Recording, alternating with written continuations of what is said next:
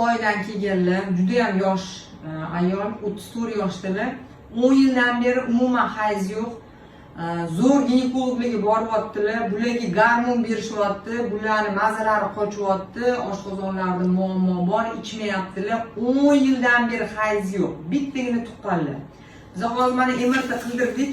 MRTda boshda gipofiz bezi kichrayib ketgan. Undan tashqari buqolari bor, gormon ichadilar. Mana hozir gormondan qo'rqyaptilar, hayz keltiradigan. Men hozir tushuntirib berdim. Bu umuman jinsiy xohish yo'q, hol yo'q. Terilari uje so'lib ketgan uje. Ya'ni 34 emas, undan kattaga o'xshaydi. Chunki ayollar gormoni ayollar qiladigan bu ayollar gormoni yetishmayaptimi? Gormon ichish kerak.